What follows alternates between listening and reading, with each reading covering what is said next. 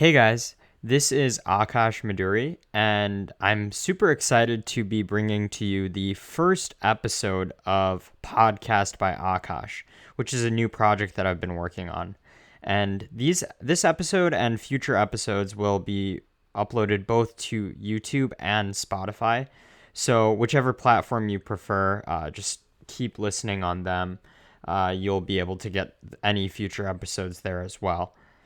And in this first episode, I'm speaking to a friend of mine, JJ Ling, about beauty in chess, concepts of subjectivity and objectivity, and how this extends not just only to the chessboard, but also outside the chessboard in life in general.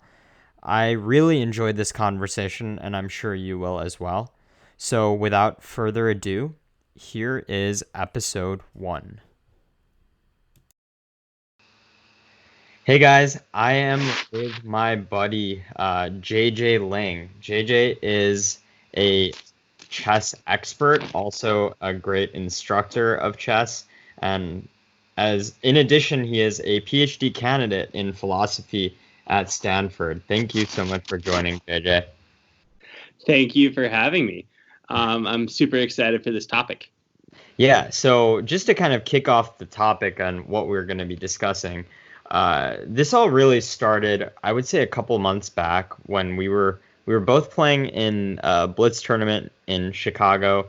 I think we might have had a beer or two during lunch, just to lubricate the creativity. And we were talking about the just chess beauty, subjectivity versus objectivity, and I mean, I thought that this would be a great conversation to start off the podcast. And let me just ask you the question to kick it off. What do you think? Why is this important? I mean, what does this all matter? I know people typically think of chess as this like scientific and calculative game, but for you, what is beauty in chess? Yeah.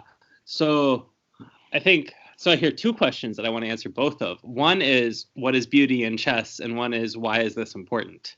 I might be able to tell you what's beautiful without telling you why it's important.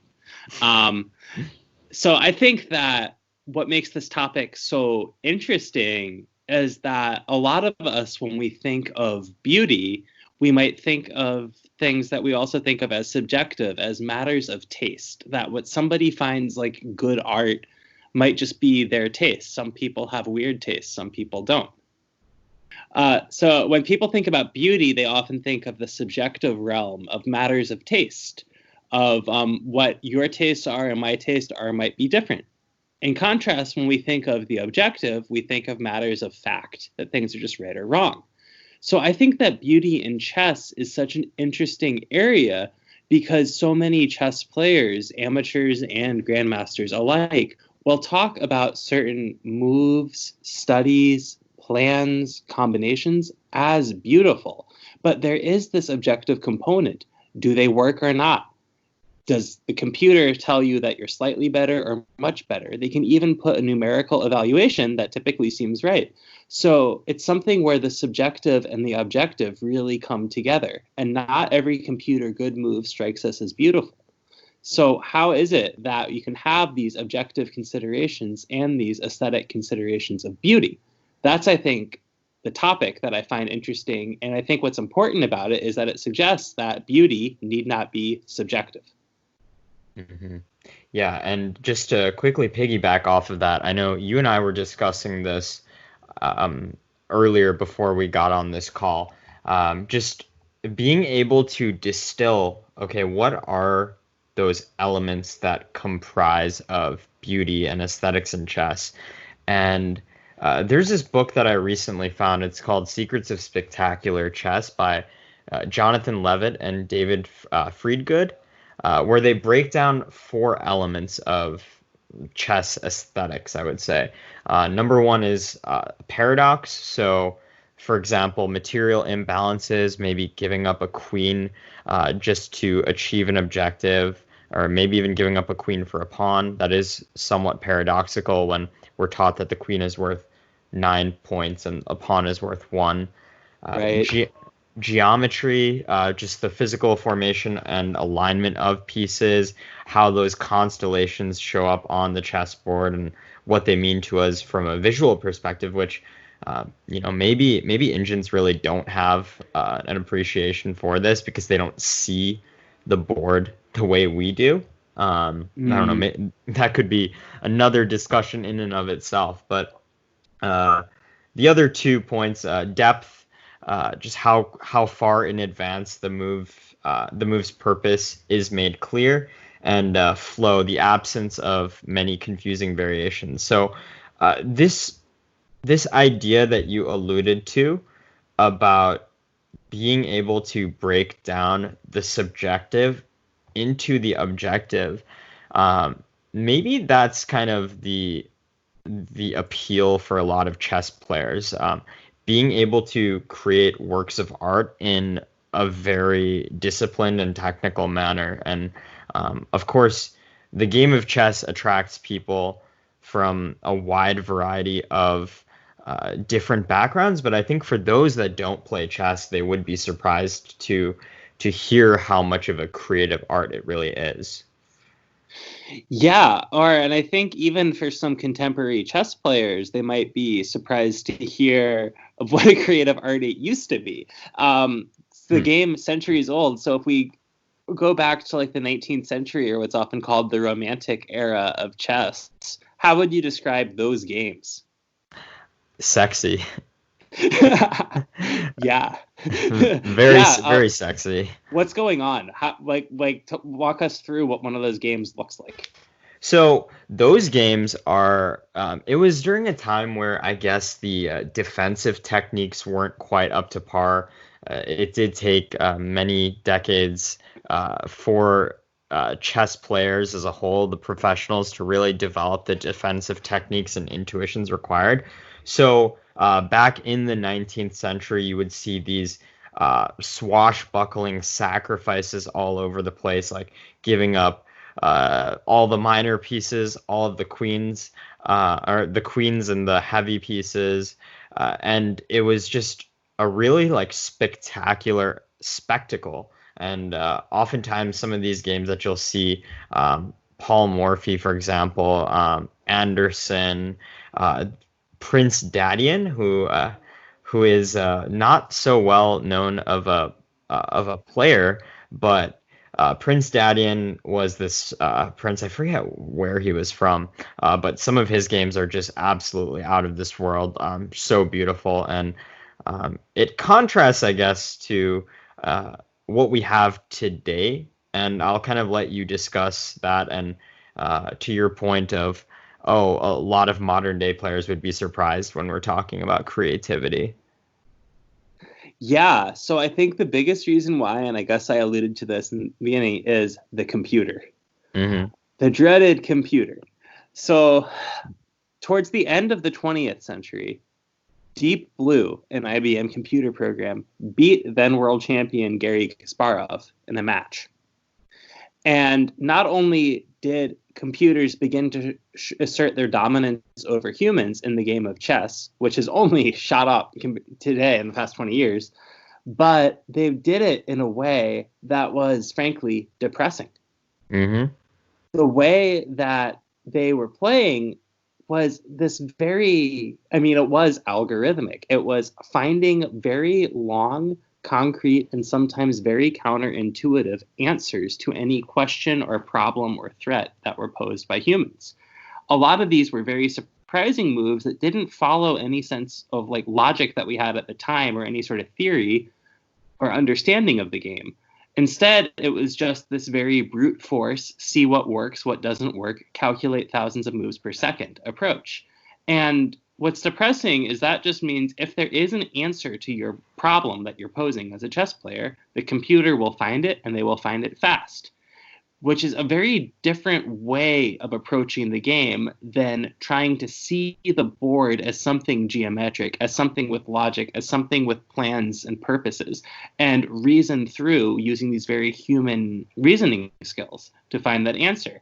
And just knowing that if there's a flaw in your system of thinking, the computer will find it, kind of takes a lot of the fun out of chess for lots of people. Hmm.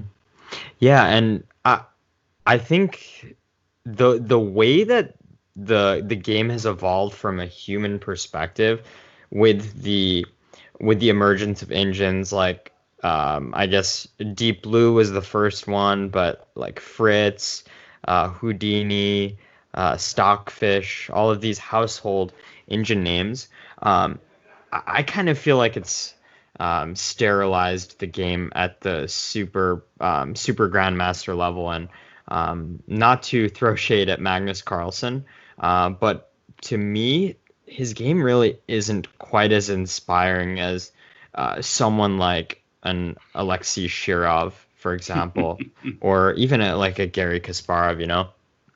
Yeah, so Magnus, even if he's not known for being one of the players who like spends hours and hours crunching moves on the computer, he was informed. He grew up. Magnus Carlsen is just turned 30, so he really grew up as a chess player in the age of computer dominance. And what that means is instead of growing up in the shadow of the romantic players or the many generations of players to follow them who were increasingly skilled defenders, but first and foremost skilled attackers, Magnus grew up with this kind of wisdom that we got from the Deep Blue match with Kasparov. The wisdom being that unless you are confident your attack has no problems in it, bank on the computer finding a problem, which is very different wisdom than the conventional wisdom and in like the Soviet reign of chess that Kasparov came up on, where you had very strong defensive players, but there wasn't this kind of, if anything, there was this overall bias towards the attack. If you're attacking, at least you have attacking chances. But this notion of chances takes on a different hue when you're looking at computers that aren't thinking in terms of chances, but in terms of concrete evaluative lines. Part of what made Magnus such an impressive player during his rise to the World Chess Championship was that he is a skilled defensive player, but also a very stubborn player who was very happy eschewing complicated variations, eschewing games that were unclear where he might have chances, and instead holding on to the slightest edge in a bare bones position for 7 hours and grinding you down with a really strong level of willpower and ability to come up with problems to pose you in the end game. So this kind of computer-like game where he was turned off by the kinds of things that previously excited chess players and instead going off the kinds of attacking methods that are less about chances or advantages and more about just willpower and fatigue isn't inspiring from the perspective of somebody who wants to see something really cool happen on the board. Mm-hmm. Right. And so just shifting gears a little bit, I think the chess world was really shocked, and I myself was so shocked I believe it was 2017, when one of Google's offshoot companies, DeepMind, released a set of 10 games. I think the paper had 10 games between a new computer that no one had ever heard of before, Alpha Zero, versus at the time Stockfish, which I think Stockfish was probably like 3,400, maybe high 3,300s at the time. And before Alpha Zero, I don't really think there was anyone that could question Stockfish's dominance. And to me, at least, it seemed like that was the inevitable perfection of chess. That's what perfect chess looked like. And then Yeah. like Alpha Zero comes, and I'm just speaking for myself, and feel free to chime in here, but when I saw those games, I thought I was watching chess the way a god would play it. Yeah.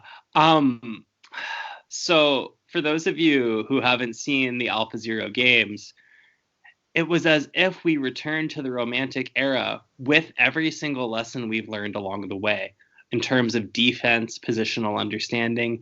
But at the heart of hearts, we're still playing a very intuitive, speculative game where sacrifices, risks were taken, all the things that makes chess fun were being played but with all of the skills we picked up along the way still being mastered. And so I think what really needs to be stressed with AlphaZero for those people who haven't really followed the rise of chess computers is that it's not just that AlphaZero is better than Stockfish, because there have been computer programs better than previous computer programs every few years, going back to Deep Blue. The point is that the way that those computers were getting better was just that the algorithms were getting tightened up. They were able to look at more moves per second faster and with more depth.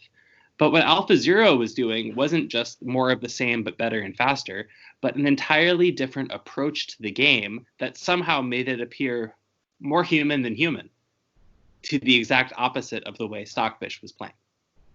Right. And I think the crazy thing about this for me, and I'm definitely going to be butchering this, but just previously, like when you look at Stockfish, that to me felt like, how chess should objectively be played. And then you have these neural nets like AlphaZero, Leela Chess, which just defeated Stockfish in the TCEC Super Final, which ended a week or two ago. You have this seemingly more subjective, more quote unquote human way of playing. And now this just, I guess, brings to the surface the question of like, how do you really bridge that objectivity and subjectivity? Because clearly it would be difficult to say that these neural nets are not playing chess objectively, despite the fact that it feels so subjective. Right. Yeah. So that's a great question, and I think what it shows is that these concepts of objective and subjective really have more interplay than you might intuitively think, and not just about chess, but in general. So, if we think of like, what are the objective sciences, sciences rather, not, I'm sure most scientists are objective, I hope, but what are the objective sciences? So if you think of the hard sciences, the empirical sciences, but some work in philosophy of science and elsewhere in the 20th century really suggested, look, if you think of the subjective as the realm of like value judgments, those are all throughout the empirical sciences. Whether we decide to make like 0.05 or 0.01 or 0.10 the statistical significance, which is a human choice that will make for different reasons in different cases, that's going to determine what discoveries count as statistically significant. And we might think, well, here I want the alpha level to be higher because the risk of getting this wrong is great. And here it can be relatively low because the risk of getting it wrong is low. Well, those sorts of judgments of risk, higher, lower, when to make those cutoffs, those are value judgments. Those are subjective decisions. That doesn't mean that there's no right or wrong. It just means that these are human subjective choices entering into what we still think of as the objective. And on the flip side, when we think of something like art, there's plenty of differences in taste, but then we still also think that there's these ideas of refined taste or aesthetic education and music appreciation, for example, that come from learning to appreciate and understand certain things and see what makes them good. And what we're doing there is we're bringing people up to appreciate the good. And it doesn't mean that, there isn't a lot of subjective stuff going on into determining what we decide good art is or good art isn't. Like, look at the history of the art world being dominated by men, as it also happened to be men that were in control of determining what the good art was. It's super subjective, but there's this idea that like, we're not just telling you what taste you should have, but giving you objective things to appreciate about the art to develop your taste. So the subjective objective clash seems to have been going on for a long time in a lot of areas. Mm-hmm. And I guess like comparing chess to art, for me, where the analogy gets a little bit blurry is in the fact that, okay, when you're playing chess, the objective is checkmate, and that is very clear cut. If you're listening to music, for example, what exactly is the objective there? And then maybe does that mean that assigning these value judgments gets a little bit fuzzier when that objective isn't so clear cut? Yeah, so this sounds like a distinction that goes back to Aristotle, if not Plato. All the ancient Greeks are the same to me. Sorry to my ancient philosopher friends. This notion of techne, which I think the Greeks used to like the developing of art and skill. But now we might think that there's difference between the artist and the craftsmaker, and like trying to articulate what that difference was an interesting problem. So you might think that when the objective is clear, that what you're doing is something more like developing a craft. That like what makes the sculptor different than the person who makes bowls for eating? Well, one has a very clear objective. If the bowl it can successfully be eaten out of, that's a good bowl. If it can't, you've made a mistake. But for art, when there's not really clear what that objective is.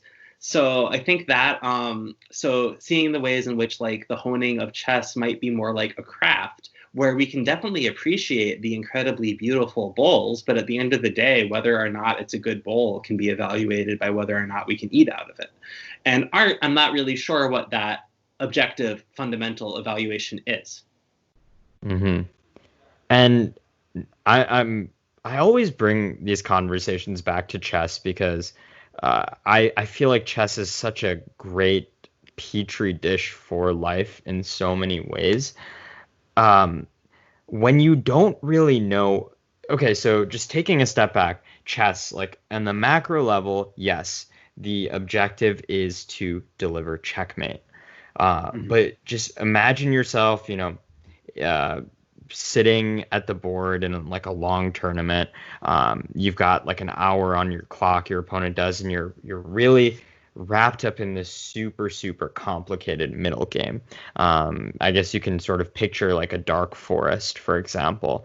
And when you're walking through that dark forest, when you're navigating that middle game, yes, you have to get out of the forest. And that goes to the ultimate objective of checkmate. But you don't really know what to do. Like, what are those micro level goals that are going to get you there? And maybe the navigation of that dark forest is really where some of the subjectivity can be brought back in, because you can't calculate your way through the dark forest. Yeah, exactly. So, if there is a pattern that emerges on the board where you realize I play this forcing move. So a move, let's say it's a check, and now you only have two ways to get out of check. And then either of those two ways, I play another move and it's a check, and you have zero ways to get out of check, so it's checkmate. Then that's a nice example of a calculation. I didn't really have to grasp anything beyond if I do this, then they do this or that, and whether they do this or that, I'll do this, and it's over. That's sort of what we mean by calculation. And computers can do what I just described thousands of times per second. But we can't do that thousands of times per second. So if there's no very concrete end to that, we have to do something else. So how would you describe what you're doing when you're navigating through that dark forest? It's very difficult to completely distill, but I would say I try to, and I'm sure you're the same way, JJ, try to recognize different elements of the position that look familiar. So maybe it's like a pawn chain for white, a dark squared pawn chain for white, in conjunction with a light squared bishop. So that the light squares are going to be they're going to be weak, but as long as you have that bishop, they're going to be okay.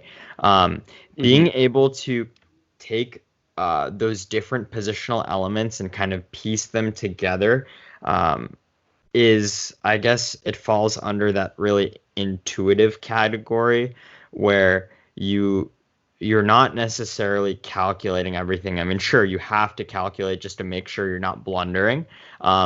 But for the most part, it's more like, how do I feel about this position? You know what I'm saying? Yeah, I do. Yeah. And I think a lot of players, when describing these sorts of things, will describe features of their positions using very evaluative terms like good or bad, or even just more like feelings-based words. And it's funny thinking of these cold, calculating chess players, many of whom probably have difficulty articulating their feelings in their normal life. No offense, but some offense. But then it comes to the chessboard, and they come to life and are saying things like, "Yeah, the placement of that bishop locked in with the pawn chain like gave me a bad feeling in my stomach," or like that just looked gross. Like using these feeling words, then they're usually negative. That's like, so showing something subjective, where like what we're intuiting just isn't that, oh, something strikes us as suboptimal, but that it's disgusting, it's problematic, it's sexy, to use how you describe the romantic games. These are feelings words, so it's hearkening to that subjective element. And I've even seen people try to intuit not just their own feelings, but even like kind of personify their pieces and be like, all right, where does my knight want to be? And using this sort of intuition where like good players can glance at a board and just be like, ooh, that knight doesn't want to be there. Or like we need to figure out how to get the knight to that square because that one's defended by a pawn. Or well, this is the kind of position that won't make my rooks happy, so I feel comfortable sacrificing one for a knight. Or I need to move these pawns to make my rook happier. So this is a kind of funny way to think of chess players talking or thinking, because it's so much the opposite of like the caricature of the chess player as being so cold, calculating, and seeing 5 moves ahead. Because it doesn't matter if you see 5 moves ahead if you don't know what to make of that position, right? Right. And like I would say that if you don't have that intuition, your calculations, you're probably going to be barking up the wrong tree more often than not. Yeah, and this was something that I think I was very interested as a kid, as many are, in calculation-based tactical games, solving very complicated problems that had concrete solutions. And what I found as I was coming back to chess a couple years ago was that I was finding some incredible combinations, but I was burning half of the time on my clock on one single move. And when it worked and I found the right combination, that was great. But when it didn't, I just spent half my time and had nothing to show for it. And sharpening these intuitions of being like, oh, these are just like ways I can see that these pieces want to be on better squares. These are better ways to use my pawns. Those are things that once you see them, you can actually do quickly. Once they become to feel natural to you, you don't have to burn a lot of time calculating and seeing 10 moves ahead and thinking really hard. And I think that's how those intuitions come up, this idea of something feeling natural. Right.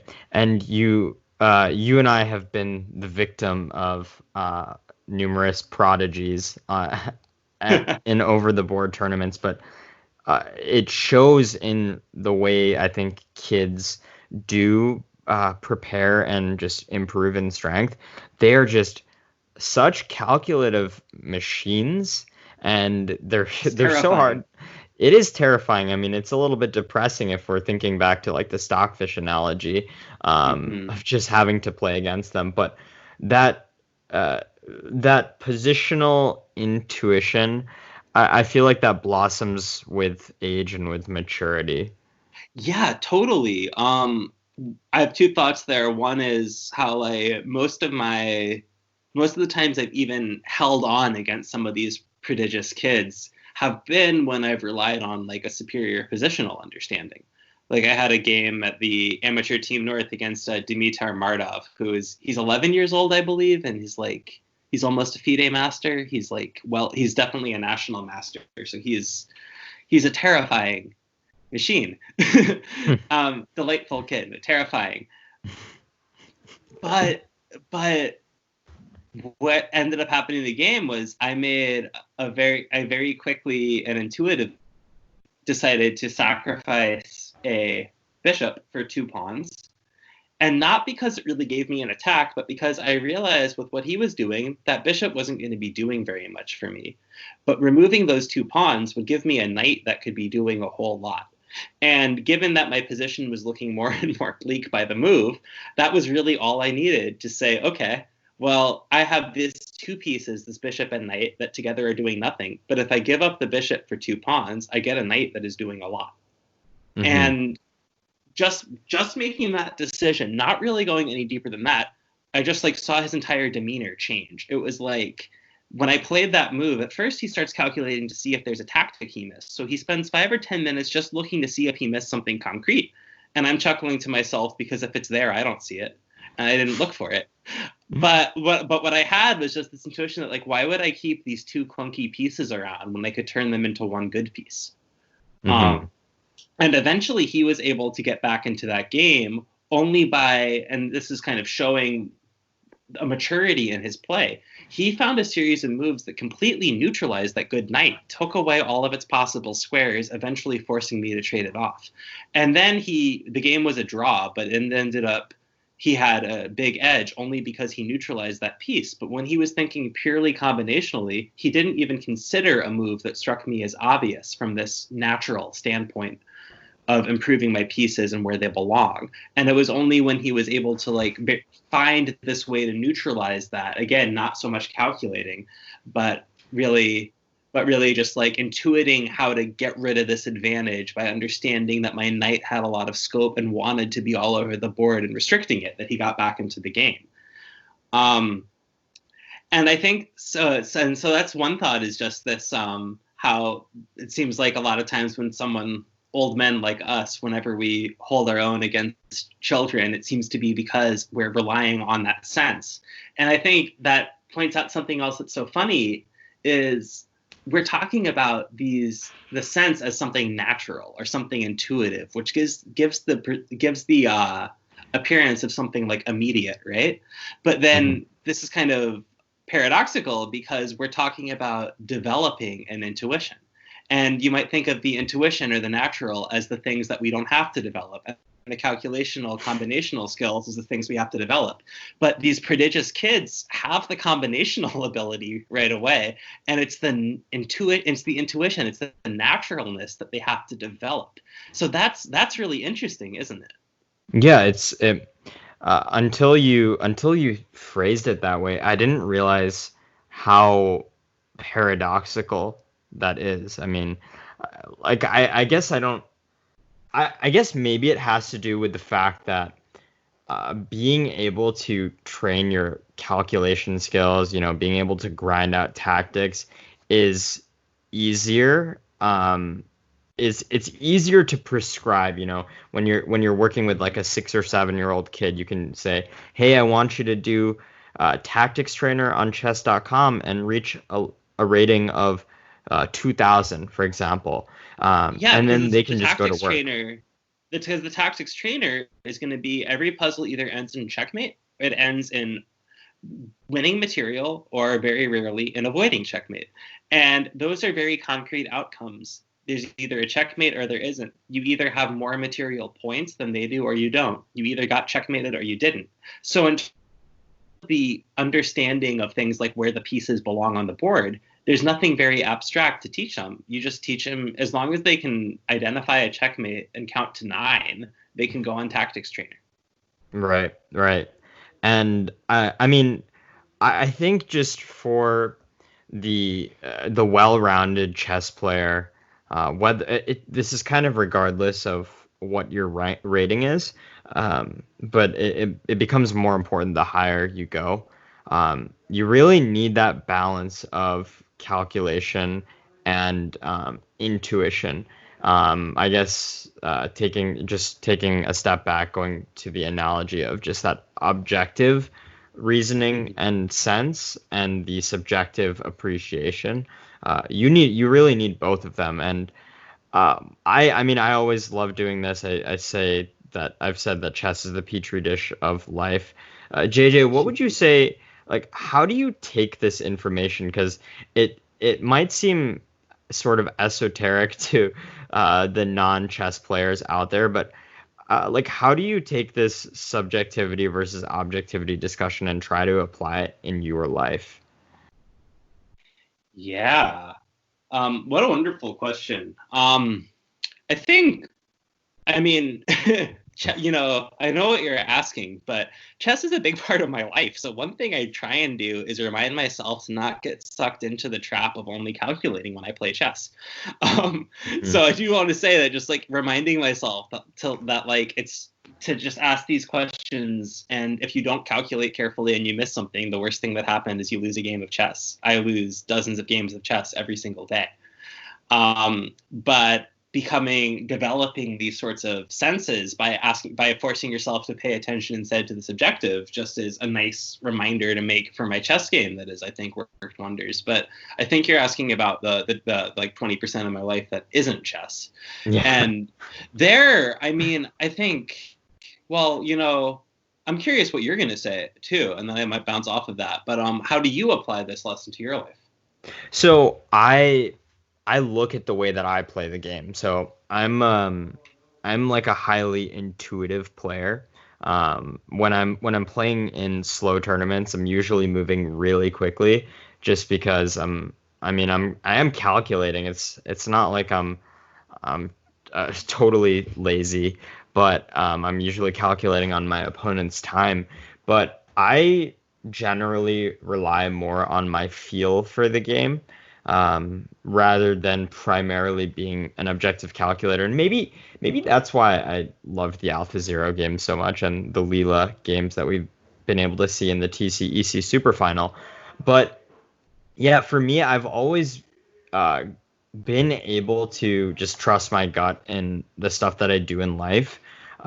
I've been blessed to not really experience anxiety in almost anything that I do, which is, I know, a common problem for a lot of individuals. But for me, I guess that part of my brain doesn't really work. And so I very rarely will experience anxiety. And that's because I guess, over time been able to reinforce this strategy I have in navigating life.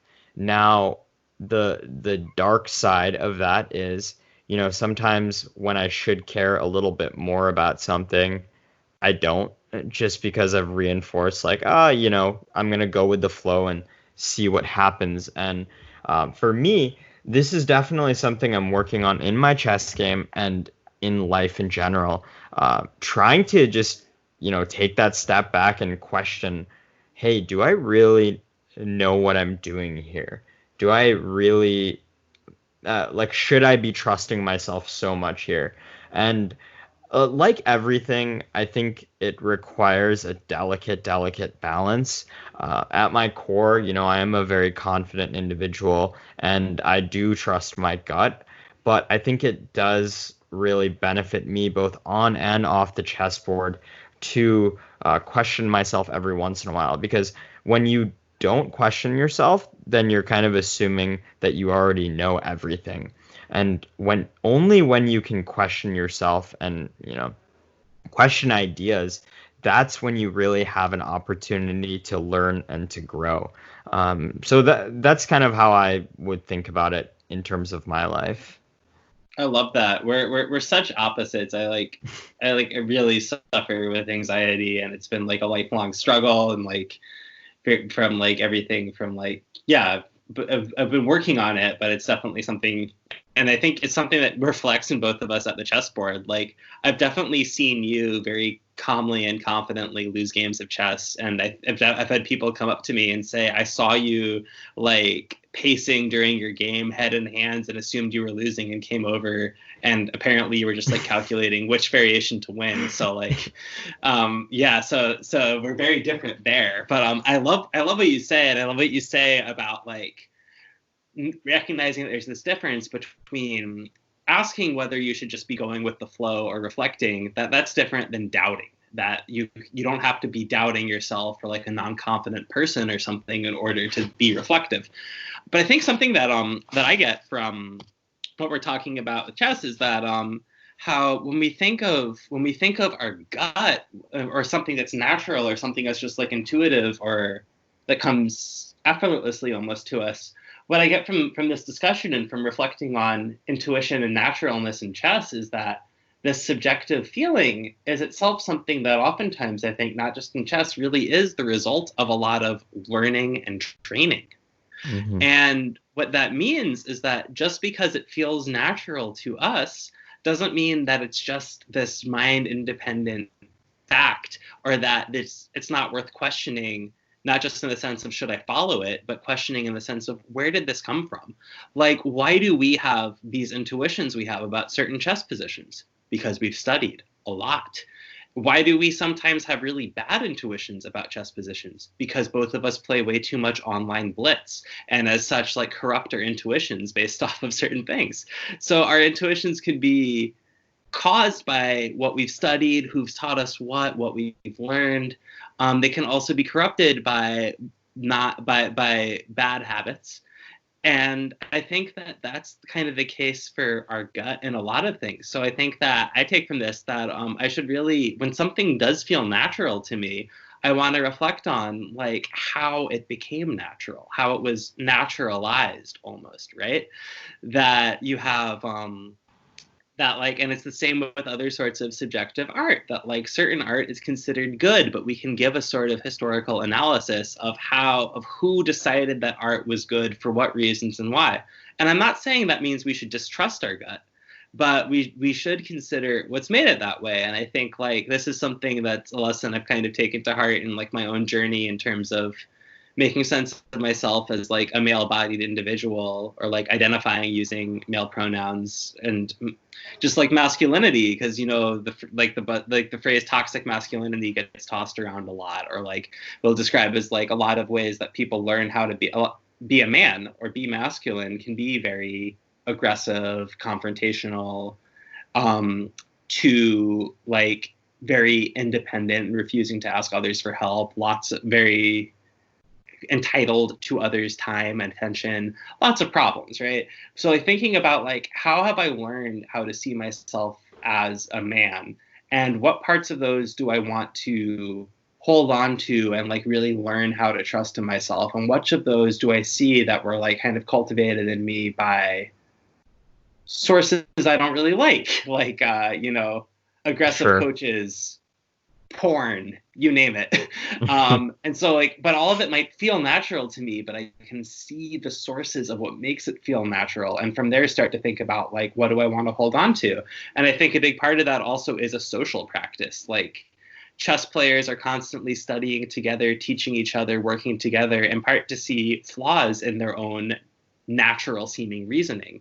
And I think socially to think about, like as cis het white dude who has certain perceptions of like what it means to be a man, being able to talk to people who don't fit into those categories can like make me reflect on things that struck me as natural. They're not natural because I'm just realizing if they're not universal, then even if they appear very natural to me, they were still like caused by various processes that, if not worth rejecting in all cases, are at least worth reflecting on.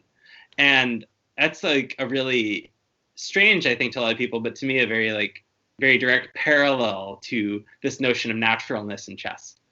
Sure. And just being able to identify those experiences, those individuals or whatever that really construct the core of your intuition in general. I've gotten a lot out of journaling, and forcing myself to be really reflective of my thoughts. Meditation too. Meditation, I always give this analogy to people because I don't have a better way of describing it. For those that wear glasses or wear contact lenses, when you don't wear your glasses or your contacts, you like vision's blurry, you can't really see shit. But then when you put them on, like all of a sudden the world is clear. I find, at least for myself, that when I'm meditating regularly, it's like I'm putting on my glasses for just like my overall perception, and that plays in not just at like a present level, like Mm-hmm. in the moment. It also plays in when I am really assessing, okay, this my friend snapped at me and I just got upset. Okay, why did I just get upset with that? Well, I guess I got upset because, he snapped at me last week too, and maybe that's becoming a pattern. Um, Being able to just dissect things, I think is very helpful, and I know for me, because I am just such a natural, like I naturally just go with the flow. Having that opportunity to critically reflect on the motivations for my actions and my thoughts has just been super like therapeutic for me in pretty much every way. Yeah, and I think just I love that. The only thing I want to add to that is like we can think of those motivations, but we can even go further and be like, okay, but like why? Like, what are even the causes for the motivations, right? Like, maybe I'm angry because my friend snapped at me and they snapped at me last week. But why am I, what caused me to be angry at that rather than like another emotion? Well, I've kind of been conditioned to not be directly confrontational. And this anger is a result of my frustration that I haven't been able to say anything or Mm, that, and so just like realizing that, like, instead of even though anger seems like a natural reaction to have in that situation, be like, okay, but what caused, you talk to other people and realize that certain people aren't angry, but like disappointed or upset with themselves that they're not able to communicate, and you realize, oh, like this natural reaction of anger is itself the product of various things that, if not, and this doesn't mean anger is bad in all cases, but like just to realize, oh, this something could have been caused differently, and I could choose to cause it differently by thinking about it in the future, or thinking about like how I've been conditioned to have anger be my default to this, or versus something else. right. And, I think that the way you explain that is just such a poignant example for me. I mean, I would say neither of us really fit the typical image of a strong masculine figure as it's been kind of reinforced through just society and stereotypes in general. But Nope. I mean, I think that I really could not care less. I couldn't care less just because I think it's more important and just more fulfilling when you are kind of aware of what those biases are, whether or not internal or societal or both, and being able to just truly express yourself in an unfiltered manner.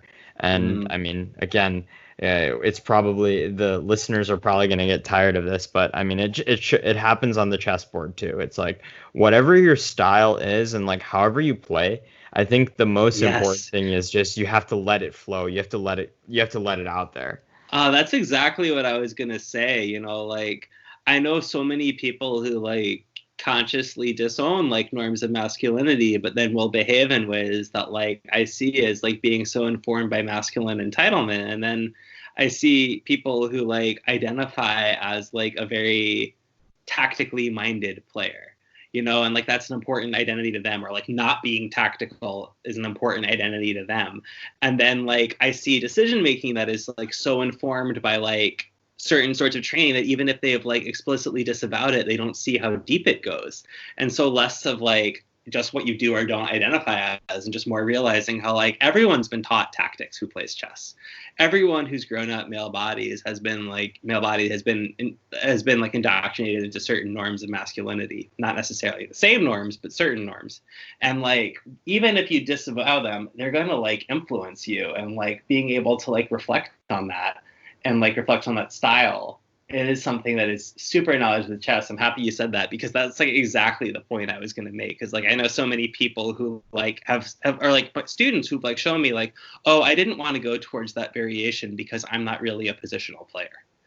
It's like, Mm, yeah. no, I don't Yeah. care. If you saw it and you saw that it looked good and your reasoning was that's not me, like, oh no, or like you didn't think that was you, but like your reasoning suggested otherwise, or like you said that's not what interests you, but you seem to still be making these like I'm going to be less tactical now, but like your decisions are still ultimately being informed by how you've been brought up with these tactical intuitions. Yeah, and those self-defeating kind of attitudes, I think, especially that example you just gave, they and I might be overstepping on this because of course I don't know this student, but I'm sure that that sort of attitude probably pervades in other aspects of his or her life. And yeah, I mean, I of course I don't. I just I bring this up because I think I don't know. I always use this. I always use this beautiful game as just an opportunity to reflect on myself, both strengths and weaknesses, and maybe maybe for those listening that do play chess, like consider doing that yourselves. And if you guys don't play chess but you're interested, really look at it as kind of an opportunity to look deeper within yourself. It's not just this nerdy game, although JJ and I both are definitely nerdy. They've been listening. They gathered that. They gathered that already. Yeah. But I mean, it's way more than that, and I mean, I would definitely encourage everybody to that has even some interest to give the game a go. Lee Chess, chess.com, wherever. There's so many great places, and I think I will say I think something that got me really back into chess a couple years ago was like realizing that playing tournament games where you really invest your entire self in playing for a long stretch of time, but then going back and like going over those games yourself, where the big question you're asking yourself is like, why did I do that? And sometimes the answer is, oh, I saw that bishop move and needed to stop it. But other times the answers are, I was starting to get anxious that my higher rated opponent was going to beat me. And so I started making rash decisions. And just that, like, how many of us, like just don't make those sorts of reflections on why we did or didn't do things in other aspects of our life? So just like the opportunity to like focus so completely on one task and then be able to like reflect and then go deeper on those reflections is such a wonderful opportunity that attracts a certain kind of person that otherwise maybe doesn't do that. Absolutely. And I know for my own game, like that reflection is, again, something I need to do a little bit more of just because I'm always like, I've always liked playing more than I've liked studying. But yeah, I if I want to get to those next levels, I need to do more work on that end. JJ, I think this is a great place to wrap it up. I know Totally. I know you just started a Twitch channel and also have a Twitter. Do you want to give yourself a plug for the listeners? Yes, being new to the world, the chess social world in this way is very new to me, but you can follow my Twitch channel, Chess Feels. That's the word chess and the word feels, one word, Feels, or at Chess Feels on Twitter. You, depending on time of listen, could be my first follower. This is very new to me. But I am being guided by a master of the craft whose Twitch channel is. I wouldn't say I'm a master of the craft, but I am at twitch.tv/Aakaash. That's Aakaash. You guys can check me out there. It's usually a pretty chill time. Awesome. Yeah, and I think in the near future we'll be playing a match on your channel against each other, so that should be a good chance to check us both out. And I mean, I would love to do more of these just like conversations just about random stuff. I think it's very fun and could be useful. I know this is just a recorded episode, but maybe we could do something on live stream as well. That's a great idea. I think we're both going to be home for a while. I think that's a great idea. We got to use our time somehow. We got it. Yeah. All right. Well, thank you so much for having me on. Yeah, no problem, JJ. And this is a great conversation. I'm so glad that you were the first guest of the podcast. And to everybody that's listening, thank you so much. And until next time, peace. Thank you to everybody for listening to the first episode of Podcast by Aakaash. I really enjoyed doing this, and I would love to hear any feedback that you have. You can give me feedback both on the YouTube video in the comments section or on Twitch when I'm streaming. If you'd like to check me out on Twitch, my channel name is just Aakaash. So twitch.tv/Aakaash, spelled with 4 A's, Aakaash. Thank you so much, and until next time.